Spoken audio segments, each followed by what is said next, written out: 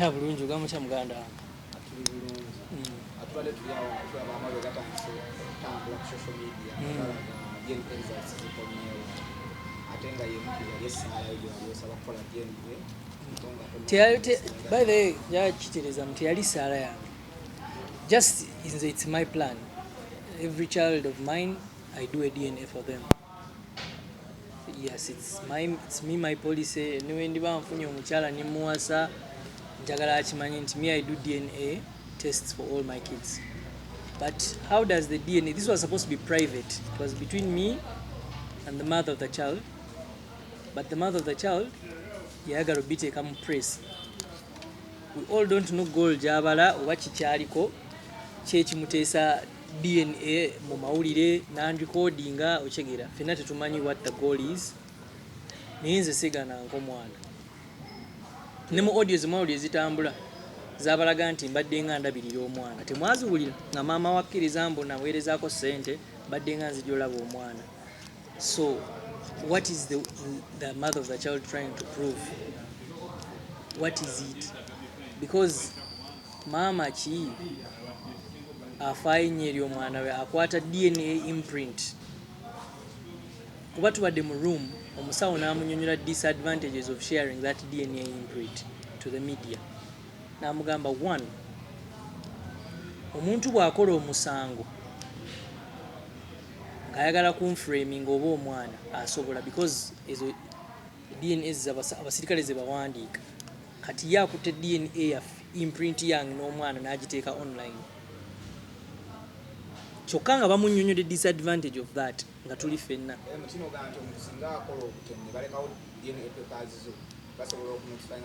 Si kyekyo asobola okuba musirikale nga tanjagala n'awandiika gundi ezo nga bwazitaddeyo gwe musaayi gwange bwe gutyo gutambula imprint yange yeeyo n'agikwata n'ankozesa omusango.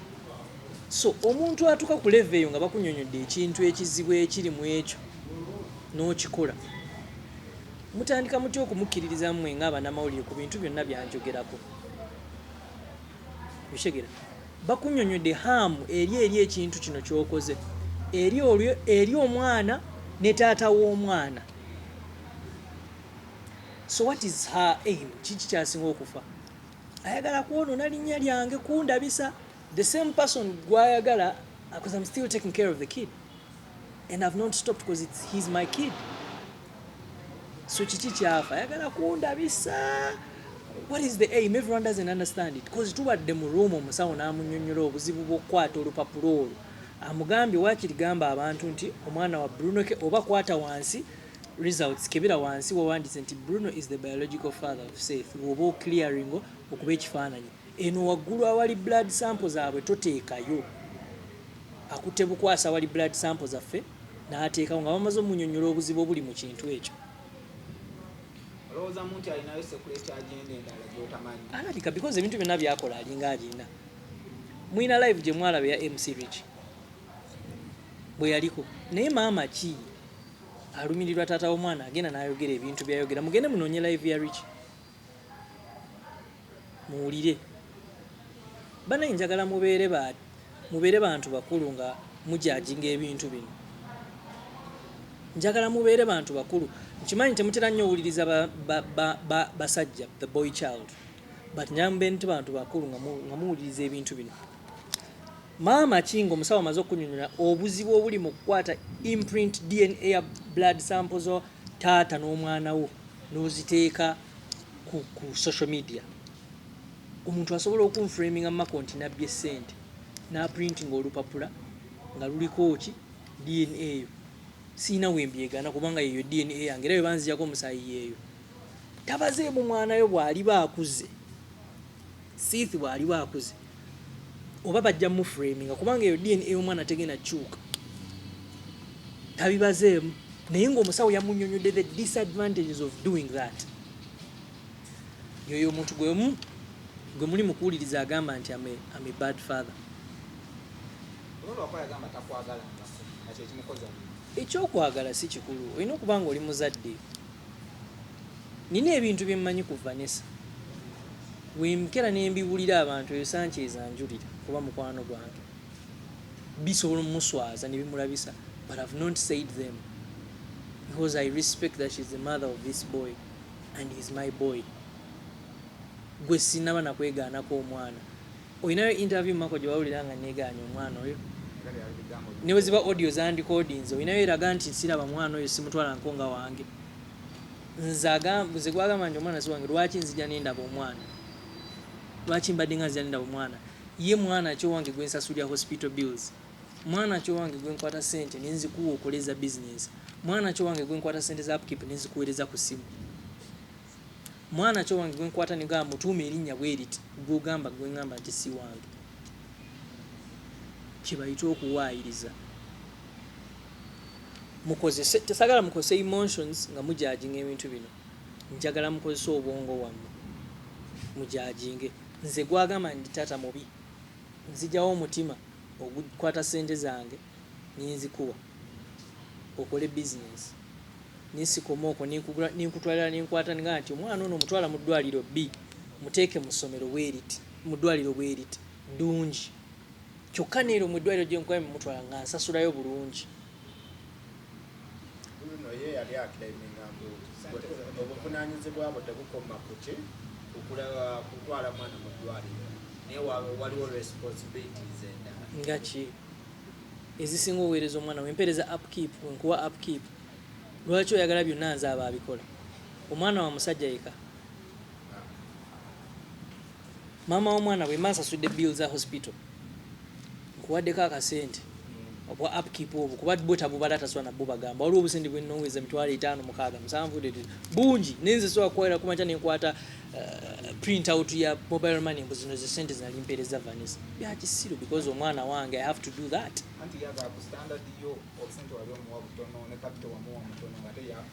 Era yagala muwe sente meka, nyingiza sente meka. Vanessa amanyi nyingiza yange, agimanyi oba amanyi abantu bendabirira. Before DNA waliyo otaking responsibilities z'omwana, kitegeeza mwana waliyo mukkiriza nti n'erinnya nze yali muwa lyamuteekako erya Kigundu, lyange nze yali muwa, nze yali mugamba. ate mujja muto okutabuka ate mujje mu mawulire Kye simanyi ekyo kinconfusing nga yensonga lwaki muluddewo nga temundaba nga njogera, because bino byonna byalinga shock gyendi. Omwana gwe seegaanye era nga mbadde nga ntwala certain steps to help this kid as a good father. Ate nze omuntu omuguulaga mawulire nti ki kitegeeza maama omwana alina agenda njaladde avuga. Nali nakimugamba dda because nze abaana bange bonna mbakola DNA, mbuganyi ne Brian namukola DNA. All my kids I do DNA for them, it's my thing. Ne bwe ndiba mpasizza omukyala nga mukyala wange era akimanyi abaana baffe nja bakola DNA, it's my thing. Because saagala nali mbaddeko mu family meetings ez'abantu somewhere nga tugenza oziika nga maama we saidi era asonga maama we bw'aba n'abaana si bafu, si byagala. Njagala by the time we ntuuka okufa nga files we ziri ez'abaana bange with their DNA temuwakana, ng'olooya ajjayo obujja looya wange n'azibawa nti mwagala kaya nakyo omwana wuyo wa Bruno, baana ba Bruno baabano. Mukimanyi nti abantu bwe bafa abaana abalala bavaayo. So kati gwe nga tolina DNA gundi yange, tolina ngeri gyonsibako ki ekikozesa bino okwewala byatukawo mu famire y'akafeero. Simanyi byatukawo mu famire y'akafeero mumaka omunanga. Ebintu ebityo olina obyewala kozi olabira mu maaso, bolabira mu maaso weewunya ebintu ebityo. I have a lawyer who has Ivan Boy is my lawyer. He told me about these things. Yangamba omanyi abaana tubajjeko DNA bonna babeere nabo nga ziri wano mu file nti eno ya Briera, eno ya Safe, n'abalala benja kuba nja azaala abaana 5, n'abalala benja ozzaala bonna they will have DNAs. Si musango banange gwe musango nze okusaba DNA y'omwana wange musango. Bruno, okusinziira ku bw'oyogera n'engeri mama w'omwana engeri gy'ayogera biri somehow contract, kuba ye agamba sente walinga omuwa capital wa mitwalo 8 kyakubiri, alaga nti omwana we yalwala nga you didn't take responsibility. Dokita ati nova ku ekyo kankusese bino bino ebintu byongera si bya bulimba. Dokita ajjanjaba omwana waali mumumanyi mwenna Alton mwamukolako interview. Alton mujje mumubuuza oba mbadde nga nsasula medical bills, mumubuuze nzisasula nekkaanya oba nzisasula njagala. Ekyo kye kisooka kyokka. Ekyokubiri kya business. Omuntu asobola okwogera ebintu by'obulimba ebiri basic nga bino talina babulya sente entuufu nze namuwa. Kale let us assume namuwa emiliyoni emu gye yagamba mu emitwalo aga. Nakolako nasimbye soya nasimba soya mu covid nga atandika ku miliyoni emu eka ya soya nempangisaako ettaka ekiwenda nensasulako abakozi nengulako ensigo za soya wange yakuze nina mutunda era baze ne bamulambula ne baŋŋamba agenda vavamu obukadde 6.5 akakadde akamu kemuyita akatono nze ngenda kajjamu obukadde 6 obulala. Tozala wanga sente gwe miliyoni emu ku gwe ziyinza oba sente ntono naye kunze nnyingi ate nze bw'ozimpa era nzikolamu ebintu bingi nzikozeemu ebintu bingi. Miliyoni emu ngiguzeemu embuzi nunda embuzi ku faamu yaffe ekiwenda nina embizi nzirina ku faamu yaffe ekiwenda nunda embizi. Miliyoni emu waliwo real estate business maama wange teyankwasa ennyumba ninziddamu nzirenovating natandika na miliyoni egyo okurenovating ennyumba netujjako amabaati netukola biki. So miliyoni emu ekola ebintu bingi. Omuntu agamba nti miliyoni emu ntono omuntu atakwatangako ssente era tamanyi bulumi bwazo. Naye omuntu omukozi omulungi bw'omuwa miliyoni emu amanyi ekyo gikozesa. Byagamba nze simusuggestingako business gyakolamu ssente namuwa bwise namugamba nkuwa ssente zino niza zikolamu ki nampa idea plan gyangamba idea gye yakyuzinga. Actually tukwalina mudaala gwa chapati yangamba nina kola chips chapati n'amandaazi kuba ssente tezaali ntono lwakuba mwezi abagamba ki era okundabisa kyekyo bibintu ebimu ebinshookinga. Yangamba agenda kola chips mandaazi sumbusa ne chapati. So jagala obalemu obunene bwa sente zinamuwa olawo oba ezo zabagamba oba sizi ezo. Naŋŋamba mu wiiki nja kuba nsobola okukola emitwalo 16 ekiti ekitono. Mbadde nsuggestinga nzijeko half njiwe Briera half egende eki ne idea nengisanyukira nnyo ninga muwala ono ayogedde ekintu eki. I did not refute the idea. Sinze yazimusaba. I didn't suggest it. Ye kenyini yasalawo naga nti omanyi tujja kwawulamu ki business tugikole nga y'abaana. Ninkisanyukira nnyo era ne mugamba business eno bwekula nja kwongerayo miliyoni endala 10. Sente za Briera yampeereza emirundi egyo nga ndayira okwebaka ku mange emirundi egyo teyaddamu. Ate nange saamutika ku pressure kuba namanya obuzibu bwajja bwe yaddamu okunkubira after 3 weeks she wants more money. Ne mugamba ate ziri ze nakuwadde ezo okukola mbu zonna zaafudde with no explanation with no nothing. Njagala obbannyonnyonayo ekintu kimu. Sinzi omuntu avayo nerabisa nenjogera ku bintu. Vanessa oyo emirundi gyonna gyenzijanjabe nensasula bills z'omwana ezaddwaliro tanneebazangako. Talina kuneebaza yes because I'm the father of the kid. But which mother? Nze nakula maama wange ne taata wange ne watugulira socks amwebaza. Webale gulira baana socks. Naye nga bills emugamba zensasula nnene si ntono. At least mperezaako thank you message. Neebaza. This is the kind of person gwe muwuliriza essaawa eno gwe mugamba byayogera bintu bituufu okundabisa. Judge my fatherhood with how I've handled Briella. Mwenna muli eyo munjulira. Many of you fathers have been admiring me on how I'm treating Briella. It is not easy to do that nga toyagala baana. Nze njagala abaana. Era y'ensonga lwaki nakwata omwana ne mujja mu kalwaliro gye yali amutwala ne muwa dokita wange owakabi. Ne mugamba mwana bamujjanjabire wano because njagala abaana.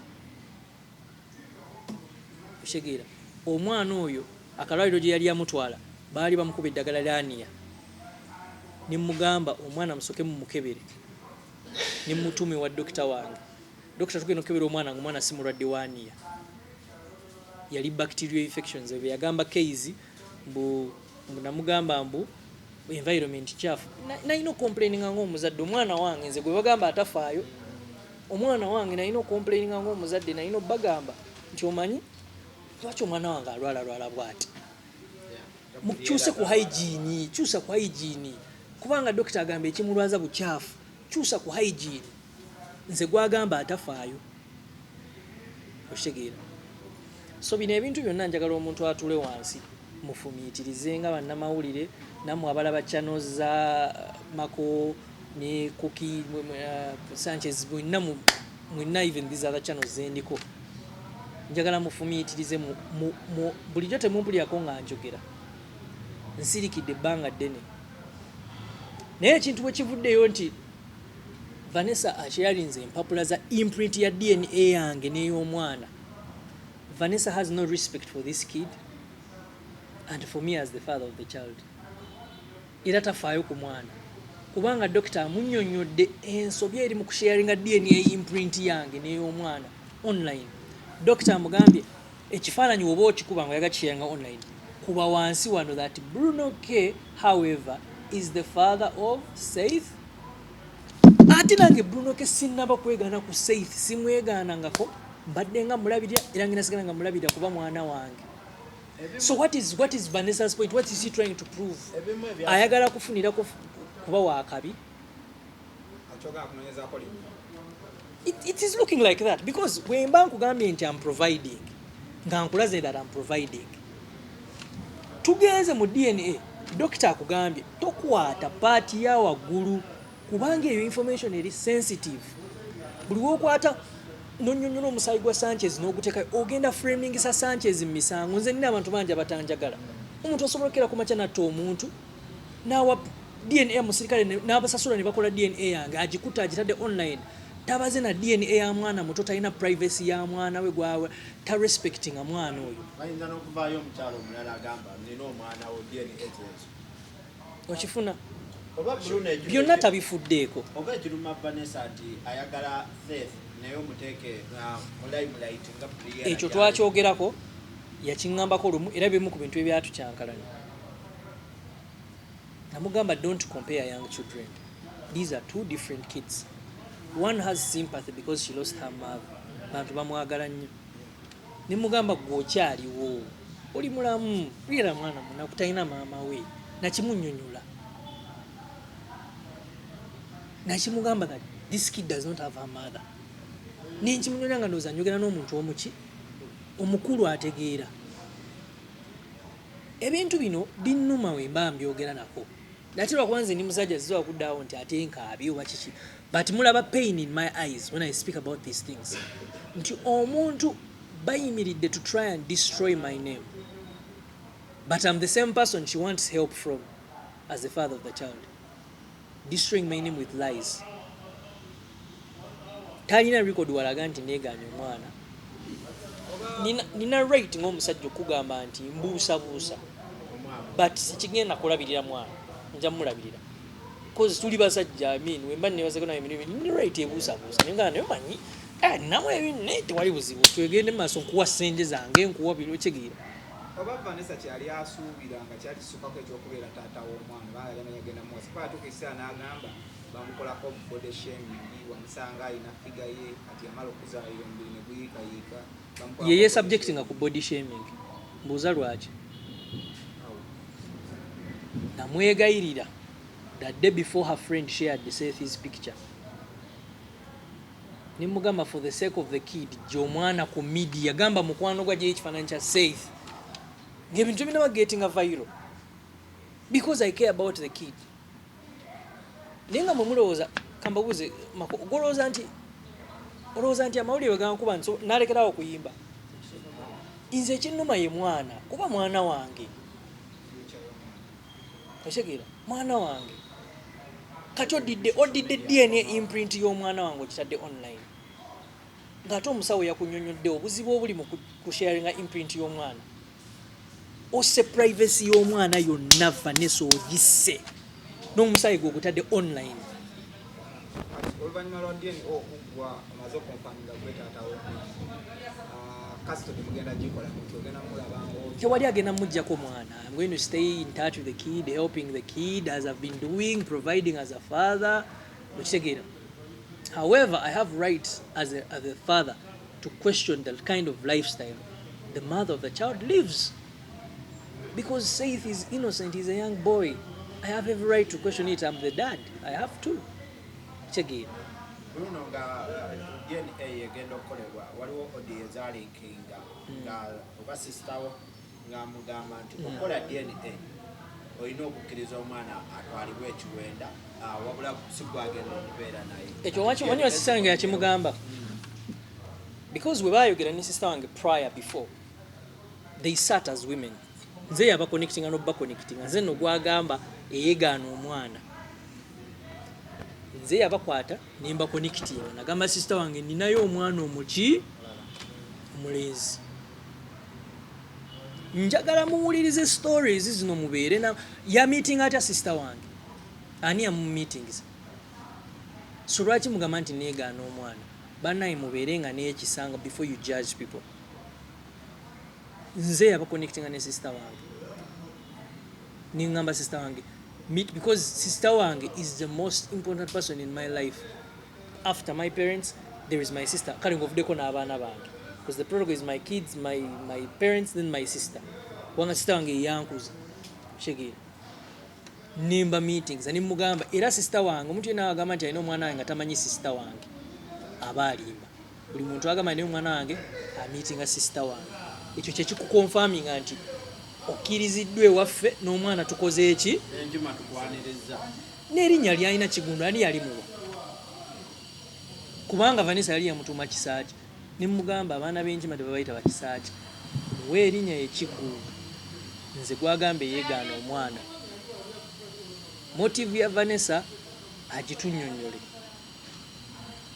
kubanga akaabira obuyambi si bubuzibu bwi omwana abadde nga ayambibwa in my capacity I've been trying abadde nga jjanja bwe waafuna obuzibu era ne wanaatuka okusoma yegeri bwana wanaatuka okusoma ajja kuweerirwa teri yayegaanye mwana mwinayo audio ze mwina bannamawulire nga neegaana omwana oyo temuzirina so why am I being presented as someone eyeegaana omwana issue yange eri emu bagambye mubeere very keen nga mujajinga ebintu bya Vanessa bino maama kyaddira DNA imprint n'agisharinga online ey'omwana n'eyange omuntu essaawa enaso otuframinga mu musango.